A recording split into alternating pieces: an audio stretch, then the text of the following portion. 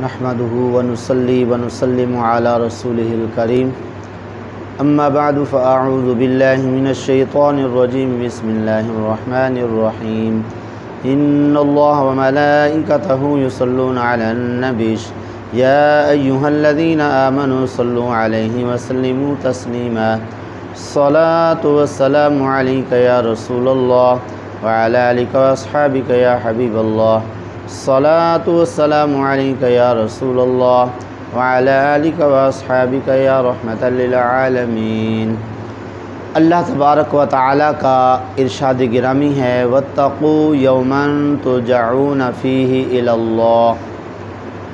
کہ تم اس دن سے ڈرو جس دن میں اللہ تعالیٰ کی طرف تم لٹائے جاؤ گے۔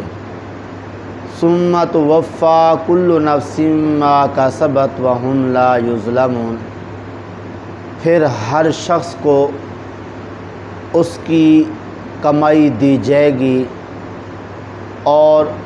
ان پر کوئی ظلم نہیں کیا جائے گا۔ مطلب یہ ہے کہ اس آیت کے اندر اللہ تبارک و تعالی نے قیامت کے دن سے ڈرنے کا حکم دیا ہے، اور قیامت کا دن وہ دن ہے جو 50,000 سال کے برابر ہوگا، اور اس دن میں جو کچھ کوئی دنیا میں کر گیا ہوگا اس کا بدلہ اسے دیا جائے گا۔ اگر اس نے اچھے عمل کیے تو اس کے اچھے اعمال کا اس کو بدلہ دیا جائے گا، اگر اس نے برے اعمال کیے تو پھر برے اعمال کا بدلہ بھی اسی کے مطابق اس کو دے دیا جائے گا۔ اس لیے اس آیت کے اندر ہمارے لیے سبق ہے، اور ساتھ اللہ تبارک و تعالی نے فرمایا ہے کہ کسی پر کوئی زیادتی نہیں کی جائے گی، کہ کسی کی نیکیاں زیادہ بنتی ہوں اسے کم دے دی جائیں، اور کسی کی برائیاں کم ہوں اور اس پر زیادتی کرتے ہوئے جو ہے برائیاں بڑھا دی جائیں، تو ایسا بھی نہیں ہوگا۔ ہاں، اللہ تعالیٰ کا یہ فضل ہوگا، کرم ہوگا،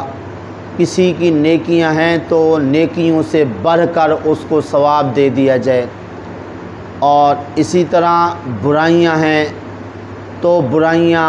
معاف کر دی جائیں اور اسے عظیم اجر و ثواب دے دیا جائے، یہ ہو سکتا ہے،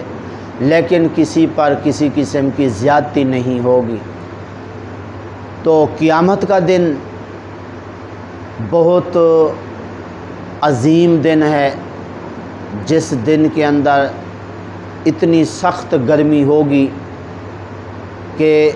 دنیا کے اندر اگر پسینہ آتا ہے، ہوا چلتی ہے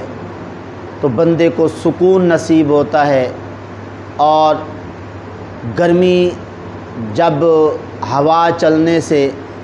ختم ہوتی ہے وہ بندہ سکون محسوس کرتا ہے۔ لیکن قیامت کے دن سورج جب بالکل قریب ہوگا اور پسینہ پسینہ لوگ ہوں گے، اس وقت اگر وہاں پہ ہوا چلے گی تو وہ ہوا چلنے پر جس کو پسینہ آیا ہوگا اس پسینے کی وجہ سے اس بندے کی کھال اور چمڑا جو ہے وہ جل کر اتر جائے گا۔ تو یہ کتنا سخت دن ہے، اسی دن سے اللہ تبارک و تعالی نے قیامت تک آنے والے لوگوں کو ڈرایا ہے کہ تم اس دن سے ڈرو، یعنی اس کے لیے تم تیاری کرو، اچھے اعمال کرو، برے اعمال سے بچو، کیونکہ بندے پر اللہ تعالیٰ نے بے شمار نعمتیں جو ہیں وہ بندے کو دے رکھی ہیں، وَإِن تَعُدُّوا نِعْمَتَ اللَّهِ لَا تُحْصُوهَا، اگر تم اللہ کی نعمت شمار کرنا چاہو تو نہیں کر سکتے۔ تو قیامت کے دن جو ہے اللہ تبارک و تعالی ایک بندے کو فرمائے گا کہ تو جنت چلا جا، فرشتوں کو حکم ہوگا اسے جنت لے جاؤ، تو وہ کہے گا مولا میں تو 500 سال عبادت کی ہے پہاڑ کے اوپر رہ کر، کیونکہ آقا کریم صلی اللہ علیہ وسلم نے خود فرمایا، جبریل علیہ السلام نے آ کے بتایا، آقا ایک شخص اللہ تعالیٰ کی بارگاہ میں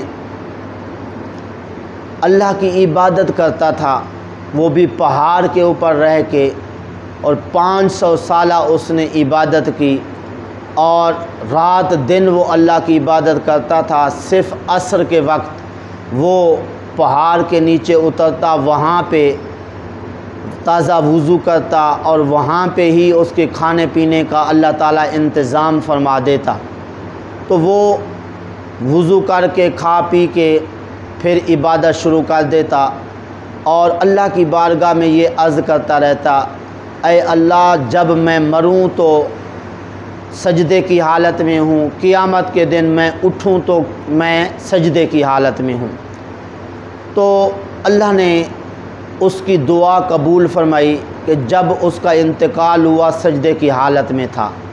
اور امید ہے کہ قیامت کے دن اٹھے گا تو وہ سجدے کی حالت میں ہی ہوگا۔ تو آقا قیامت کے دن اللہ تعالیٰ اس بندے کو فرمائے گا کہ تو جنت میں چلا جا۔ وہ کہے گا مولا بس اتنا کہ میں جنت میں چلا جاؤں، 500 سال جو عبادت کر کے آیا ہوں میری کوئی عزت نہیں ہے، عزت افزائی کوئی نہیں ہوگی، بس اتنا کہ تو جنت میں چلا جا۔ تو اللہ تعالیٰ فرشتوں کو فرمائے گا فرشتوں اسے دوزخ لے جاؤ۔ فرشتے اسے دوزخ لے جا رہے ہوں گے، راستے میں کہے گا مجھے پانی دے دیں، فرشتے کہیں گے آدھی عبادت لگے گی، تو کہے گا جی ٹھیک ہے لے لیں، تو اسے پانی دے دیا جائے گا آدھی عبادت لے کر۔ پھر آگے چلے گا، پھر اسے جو ہے پیاس لگے گی، کہے گا مجھے پانی دے دو، فرشتے کہیں گے ہاں اور آدھی جو عبادت آپ کے پاس ہے وہ دے دیں، تو وہ دے دے گا اور پانی اسے مل جائے گا، پی لے گا۔ پھر آگے چلے گا، پھر پانی مانگے گا، تو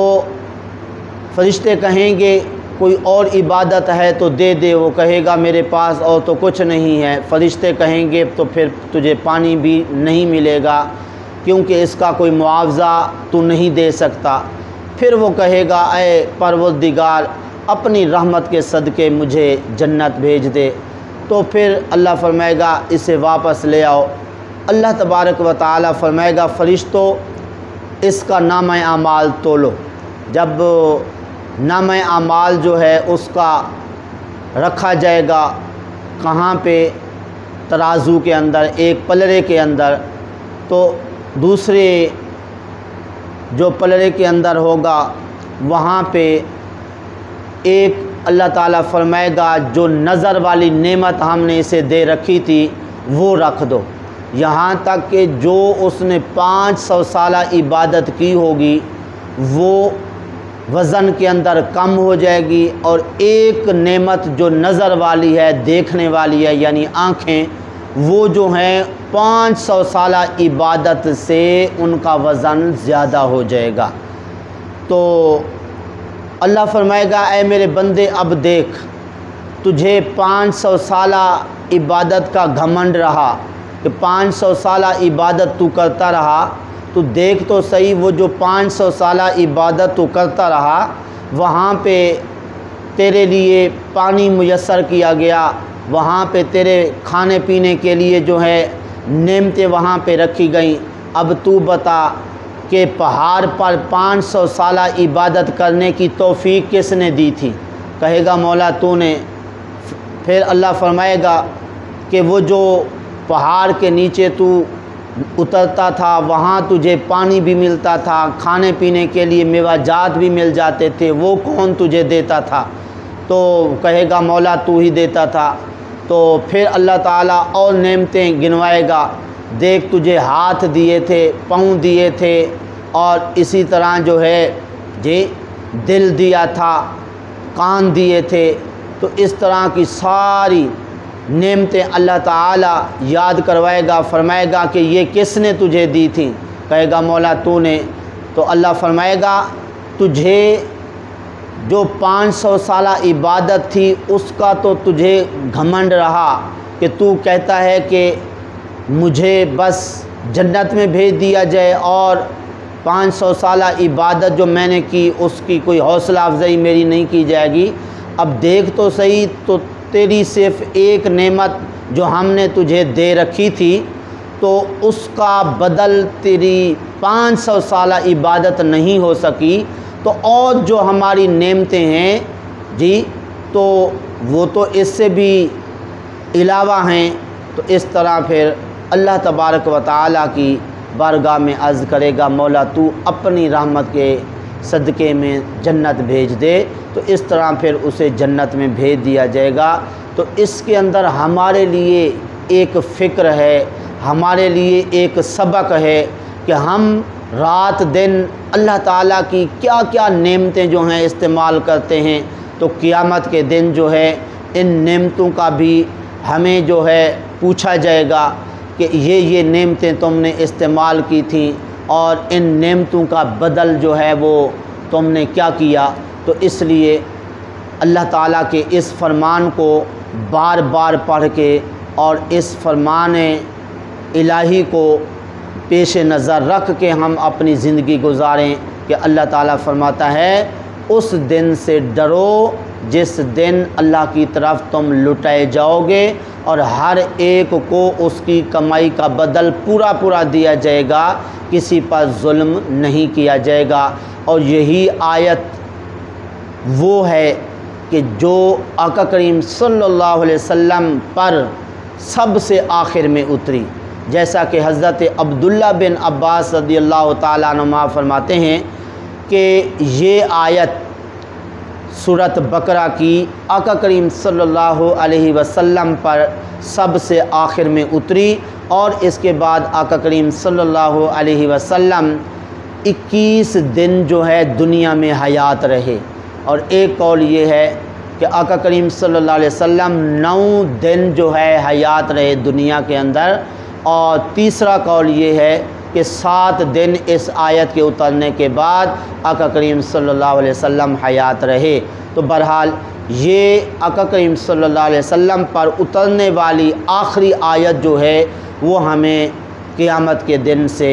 ڈرا رہی ہے اور یاد کروا رہی ہے۔ اس لیے قیامت کے دن کو یاد کر کے نمازیں پڑھیں، قرآن پاک کی تلاوت کریں، جو اللہ کے حقوق ہیں وہ ادا کریں، اور بندوں کے جو حقوق ہیں جو کسی صورت میں معافی نہیں ان کی ملے گی، ان کو ادا کرنے کی کوشش کریں۔ دعا ہے اللہ تعالیٰ کی بارگاہ میں جو کچھ کہا صحیح عمل کی توفیق عطا فرمائے۔